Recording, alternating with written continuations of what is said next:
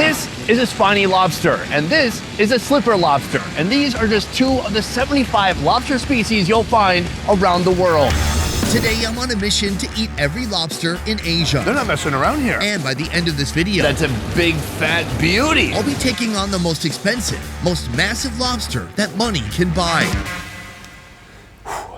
But first, these guys, what many refer to as a freshwater lobster. That being the crawfish. This is going to be the cheapest lobster-like creature we'll be eating all day, coming in at just 13 cents for one of these guys. There is just one small problem. This is not a lobster. Crawfish live in rivers, swamps, and lakes. They are freshwater creatures, whereas lobsters, they live in the ocean. So why am I including them? Because they have all the hallmarks of a lobster.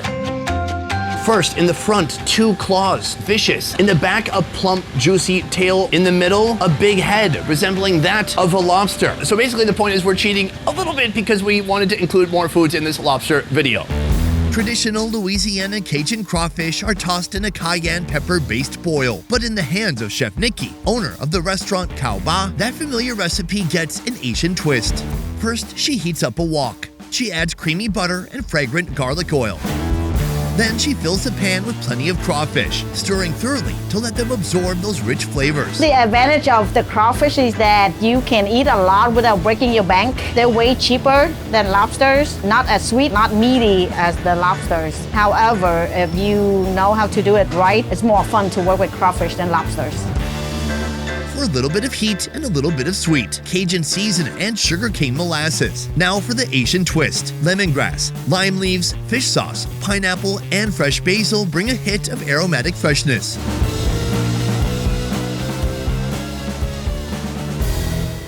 Everything coming from this pot smells fresh and amazing. Here in Vietnam, they utilize everything. And so I want to see what is inside of this claw. And I want to see if I can actually break it. There we go. That's legit. That is our first bite of the day. Oh, small but mighty.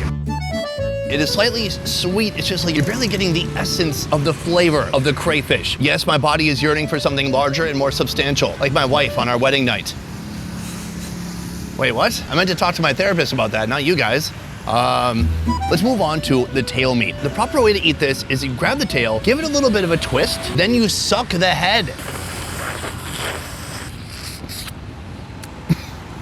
Oh my God, it's quite delicious. I actually do taste that Cajun seasoning. Now that I've sucked the soul out of that body, I'm gonna open up the tail. That is all the meat from one crawfish. That is so delicious. It's almost like a sweet Cajun glaze. There's familiar flavors, but also something new. I'm getting overwhelming sweetness from the pineapple, and I'm getting fresh aromatics from the lemongrass. It's something completely different. It does have a little bit of that lobstery sweetness, but since it's fresh water, it also has some minerality to it too. So it's fairly different from a lobster. I almost wish they could grow a bigger size version of crawfish. Wait. There's a long lineup of lobsters that I'm gonna try in this video, ranging from a few bucks to a few $100s. Some are grilled, while others aren't cooked at all. That's not something you see every day.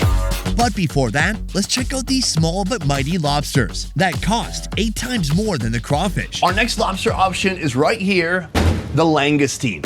These guys cost about $2.40 a piece. Now these guys are more expensive per pound than the average American lobster, and that's because they're elusive, hard to catch. Langoustines thrive in the cold waters of the North Atlantic Ocean, burrowing into the seabed up to half a mile deep. These particular guys are from Ireland. You could tell because of their Irish accent. Your wife is in me DMs, hey baby! The langoustine is indeed part of the lobster family. They do have claws and they have delicious meat in their tail. The next step is to turn them into something delicious. Right after being caught, these langoustines are parboiled, flash frozen, and shipped to restaurants all around the world. Soon these guys will be transformed into an elegant ceviche. After peeling, the langoustines get a sprinkle of salt and pepper, followed by a drizzle of olive oil. A quick torch adds a touch of smokiness while keeping the inside raw and delicate. Next, the flavors are elevated with fresh lemon zest and a pinch of chili powder. And a little more olive oil. Now onto the sauce. Fresh green apple and ambarella juice are extracted, then gently heated and seasoned with a touch of sugar and salt. With all the elements ready, it's time for the assembly. A bed of pomelo pulp serves as the base for our Irish langoustines. Each is crowned with a dollop of caviar. Delicate agar-agar jelly is added for texture, followed by a flourish of edible flowers. For a final touch, a pesto sauce is mixed with the green juice before being poured over the dish.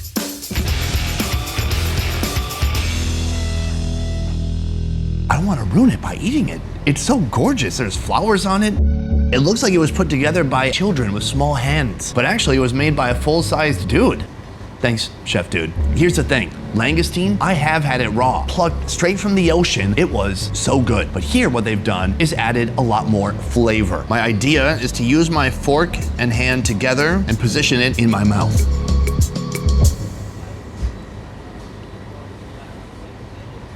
Oh, that's very good. Fascinating because it has been partially cooked, but it really does still feel raw. It doesn't feel plump or dense like a fully cooked langoustine. The flavors, fruity, a little bit sour, and then you get that rich hit of caviar as well. People oftentimes compare the langoustine to shrimp, but to me it tastes like something completely all its own. This, my friends, is the langoustine. Soon we'll reveal which lobster is the biggest and most expensive of the day. But before we get to that, we've got this oddball that looks less like a lobster and more like a steampunk Roomba. They're known as slipper lobsters, and inside this tank we have two different species. Let's start with the small one. Oh, it's flat. It looks like it got ran over by an 18-wheeler. Instead of having the long antenna like a spiny lobster, it has this, a flat, flappy antenna right in front of its eyeballs. Those flat antennas help them burrow into the sea floor, making them experts in camouflage. Though they're found worldwide, these lobsters were caught right here in Vietnam. The price for one of these little guys is $18.50. Wowza. And that's for the little one. Let's go check out the big one. This one's gonna be rowdy.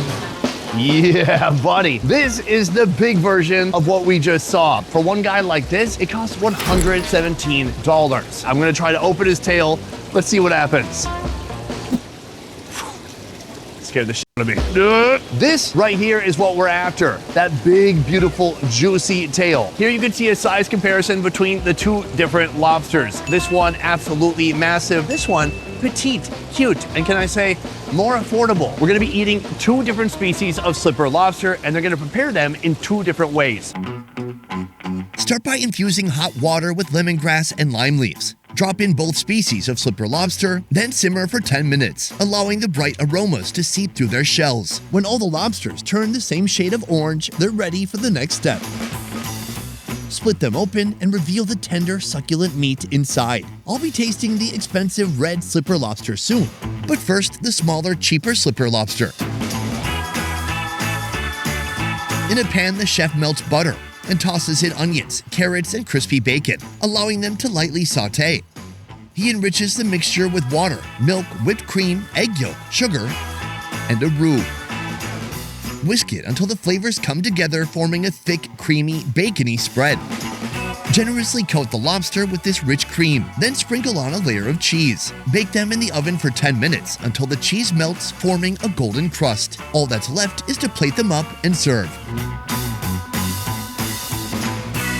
This is a preparation that's not just loved in Vietnam, it's adored. People love to put cheese on seafood. For the smaller lobster, I would say this is fairly substantial.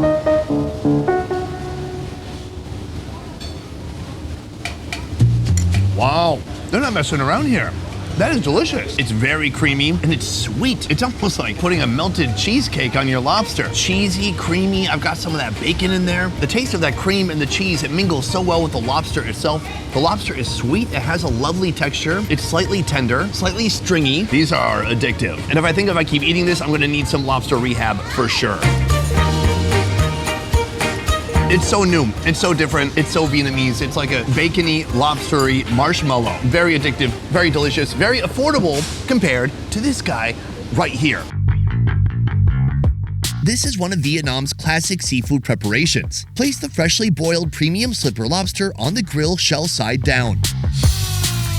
Sauce them with a blend of sweet and savory scallion oil, infused with chili sauce, pepper, MSG, and crushed peanuts. A sprinkle of crispy fried shallots adds a light oniony aroma and satisfying crunch. This red slipper lobster meat is said to be sweeter than the velvet lobster, hence the heftier price tag. I'll see for myself if it's really worth it.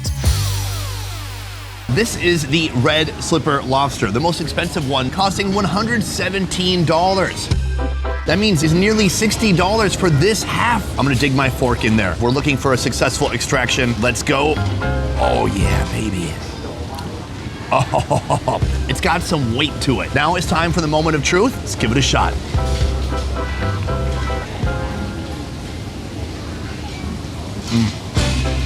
On this lobster, that meat, it's a little bit more dense. It's a mouthful. You've got that natural oceanic sweetness of the lobster pairing perfectly with that shallot oil and those fried shallots. It's like a little bit of bitter and a little bit of sweet together. What I like, and I think David Attenborough echoes the same sentiment, is that there are creatures of the sea that sometimes you see and you think, maybe I shouldn't eat that, but actually, you should. Right, David Attenborough? He would agree. As we move on to our fifth contender, the lobsters are only getting bigger and more expensive. Here, a rare beauty gifted to us by the deep coastal waters of Australia. The Australian red lobster coming in at $130 a piece. First of all, this lobster is far different from any lobster we've seen so far today. Just look at its incredible body, no claws, but in a way it makes up for the lack of claw meat with these right here. It's big, long, spidery legs. But what we're after is this right here. That big, beautiful muscle, you can almost see it through its translucent skin. The muscle within the tail is the most prized part of this creature. My favorite part of these lobsters is absolutely not this part.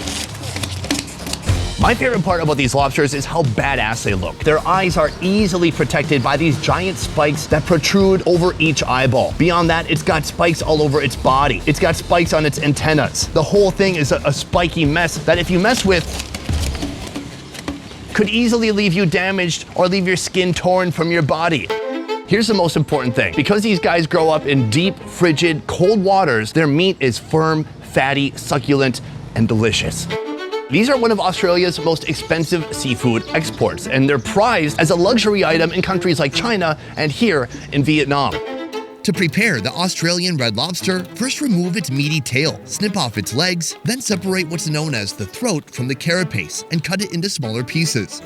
Now let's get to cooking. In a pot, fry up some red onions, white onions, garlic, and chilies. Next, drop in the lobster throat, add some cooking wine, and set it on fire. Let that steam rise, then add the lobster head. Fill the pot with water and let it simmer. Drop in the lobster tail and legs, letting them cook in those fragrant flavors. When it's ready, immediately ice the tail and legs to ensure the perfect texture. Now here's my favorite part. The chef expertly handles the meat extraction, so later I can sit back and enjoy with no hassle. The tail shell is removed effortlessly, and the leg meat is extracted with surgical precision. Now back to the soup. Take out the carapace and set it to the side. Strain the soup and continue to simmer, adding sliced bamboo shoots, river leaf creepers, and salt. Now for the assembly. In a soup plate, arrange the bamboo shoots. Place the creepy river leaves in the center. Nestle the lobster tail right on top, then add the carapace for visual appeal and price justification. Place the leg meat on the edge of the plate, then pour in the soup. For the finishing touch, add in a few drops of chili oil, cilantro oil, and basil oil. Our Australian red lobster course has arrived and it looks opulent, amazing. Visually, the leg meat as it's laid out now looks awesome. This is the first thing I'm going to try. Let's give it a shot. It's a very unique texture. It's a little bit dense and succulent, that's for sure. Beyond the tail and the legs, of course, we have the giant head right here. The inside of the head is full of what's known as tamale, and they've used that to create kind of a lobster stock for the broth here.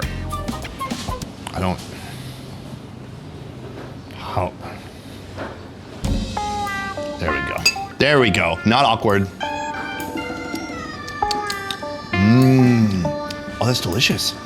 A very clean, simple, straightforward broth. It tastes like these leaves they put inside. It tastes a little bit like the bamboo shoots, and then of course the essence of lobster. Now it's really time to take apart this masterpiece and see what it's like inside. Oh, that makes sense. I thought this would be harder to remove. Oh God, this is it right here. Now talk about dense. This is certainly not a sinewy, falling apart tail. That is a solid piece of meat. That's what my wife said on our first date. I took her to a steak restaurant. Oh my gosh, it is snow white, pure indulgence. Oh yeah, baby. The flavors of the soup are very mild, and then you're just getting the true natural flavors of the lobster, which are sweet and decadent, but still a bit subtle. Oh man, I hate this job. It's tough. This, excellent. Different from any food we've had so far. It is a soup, and perhaps the only lobster soup we'll be experiencing today. Our next lobster flew halfway across the world to join us. And the best part, he's still alive. Oh, this right here is the American lobster. This guy weighs in at over 6 pounds, and he costs over $160. How much? 162. And he costs, yeah, there you go. The American lobster is the biggest of all the lobsters. These guys grow up deep in the Atlantic Ocean where it is freezing and where they have to store more body fat to stay warm. And you know what fat is? Fat is flavor. I would say the most special thing about these lobsters is right here. That claw meat, baby. Look, at the end of their feet, they also have more claws. How many claws do you need in a day? I'm now about to find out what happens when you put your finger in the leg claw of a lobster. I've never seen anybody do this, not even Coyote Pearson, whatever that guy's name is. All right, here we go. This American lobster is being served up in 2 courses. The first featuring the often discarded lobster blood. First, the chef minces a pile of tiger prawns with culantro. Then he adds cilantro. A few slices of lime garnish the plate. Now the chef pierces the lobster with a giant needle, extracting its blood, letting it drip over the minced shrimp. As with pork or beef blood, after a few minutes it coagulates, becoming solid. Yeah, that's not something you see every day. In Vietnam, they have a long, rich history of eating raw blood from different animals. It's not just a lobster. It's all been solidified. Let's give it a shot.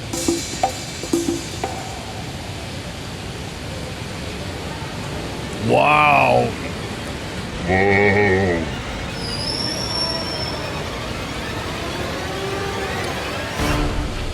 That was pretty intense. It is salty, it is briny, it tastes of the ocean. But no, it's not ocean water, because ocean water doesn't become solid like this. You're getting a lot here in one bite. You're getting these fragrant aromatics, you're getting that shrimp that gives it some body, and you're getting some crunchy bits. But really, what takes over your mouth more than anything is that intense taste of briny lobster blood jello.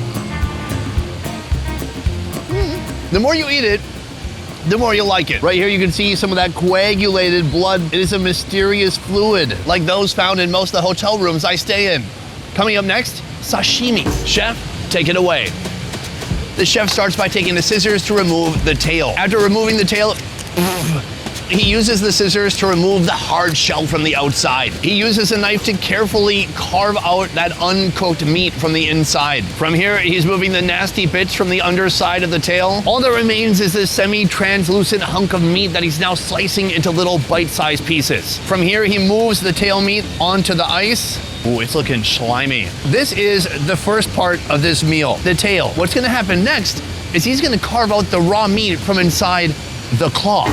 Oh my God, he reaches for his heavy cleaver. Yes, do it. I'm getting shards of shell in my eye. I'm getting debris. His approach is to cut around the edges to free the meat inside. So at this point, he's cut the whole periphery of the claw, and he's gonna slowly use a knife to detach the muscle from the shell. Oh, he puts it in an arm bar, and we're left with this right here. Just a big goopy piece of claw meat. It looks incredible. So now he's gonna cut the claw goo into bite-sized pieces. Oh, and he puts that atop the ice. Now, I've had sashimi lobster tail before, so I know that I actually like this. It's something familiar, but these gooey claws, well, we're gonna find out soon. Right here, I've got a nice piece of tail. It's sinewy, it's stringy, it's fascinating. It immediately soaks up that salty goodness. Let's throw it back.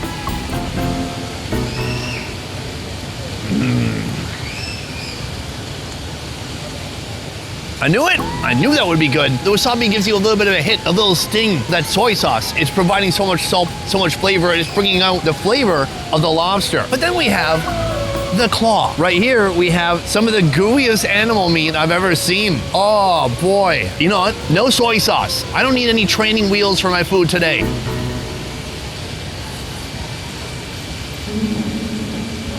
Neat. Salty, briny. It tastes like that blood jello that we had earlier, but the texture is out of this world. Cooking does so much. Oh, you know what? It's a bit like an oyster, but a really big, soft, fleshy oyster. Is it good? No, it's off-putting. This is the second most expensive lobster dish of the day. But coming up next, the most expensive lobster dish of the day. Pretty obvious. Everything we've done today has built up to this moment. Let's reach inside and pull it out to take a look. Oh my God, that's a big fat beauty.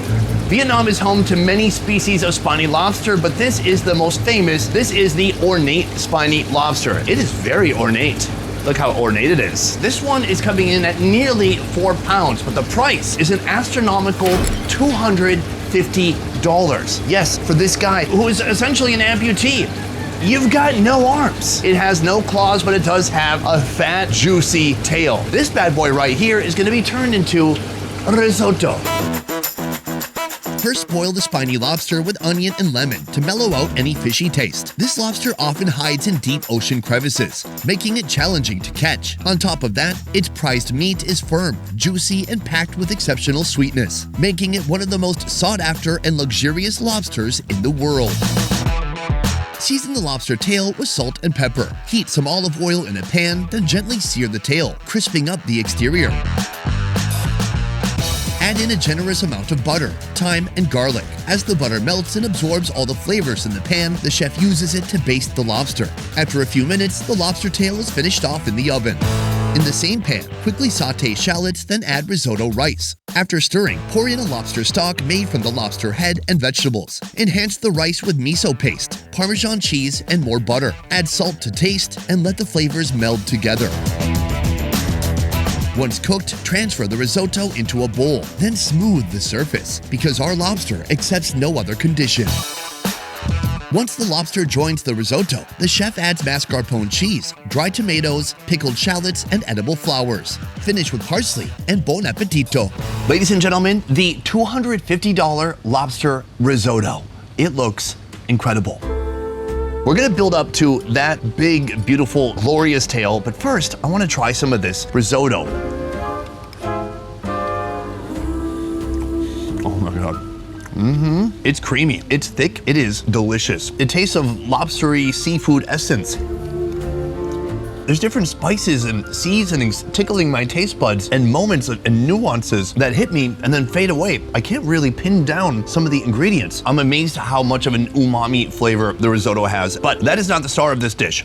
The star is right here, the tail. I'm gonna plunge my fork into this soft flesh. Oh my God. This is half of it.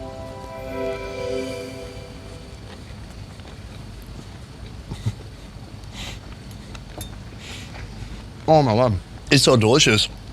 I almost burst into tears. It's very nice. It is a huge amount of meat. I don't recommend taking a bite that big. It is sweet, it's soft, but it has some bite to it. I still find it to be succulent and juicy. What is this, a plant? Fucking stem? I think the best thing I could do is pair this meat with the risotto. That was good. 300% flavor. I taste Parmesan, butter, it's cheesy, it's umami, it's savory, and then you've just got a big chunk of opulent seafood in your mouth at the same time. An Italian preparation of an Asian lobster. The fusion, it works beautifully. Like when you're a white guy and you meet a Vietnamese lady and you have a kid. It's a crossbreed, it's supposed to be stronger than a purebred. That's what I heard. Today I ate every kind of lobster I could find in Asia. Some were domestic, some were foreigners. All of them were pretty dang delicious. Which one was victorious in this head-to-head battle? The answer, the spiny lobster. When you have basically a 2-pound piece of spiny lobster tail meat and you slap that on top of some decadent risotto, oof, that for me was like a 10 out of 10 experience. Hungry for more fun food videos? Join me at more Best Ever Food Review Show, a channel that's unfiltered, raw, half the quality and twice the fun. Could you walk away and come back? Okay. Oh, look, the server. Subscribe now and you probably won't regret it. Here you can see a size comparison between the two crabs. One monster red slipper crab. This is more of a starter lobster. You know, like a starter home. a pricey crustacean. Is it a crustacean? Are you a crustacean? Hey! Oh, you're so naughty. Stop it. Oh. Whenever you go into a Red Lobster, the tank looks like a refugee camp for seafood. It's just like 4 tiny, ill lobsters hiding in the corner, huddled over each other, trying to protect themselves from an unknown fate. What do you guys think? You saw 7 different lobsters in this video. Which one would you most want to try? Let me know downstairs in the comments below. Otherwise, that is it for this video, guys. Thank you so much for watching. I will see you next time. Peace. All right. I can't wait to do eating every snail, every shrimp, every shark, every dolphin. Oh man, it's gonna be great. Ooh, every whale.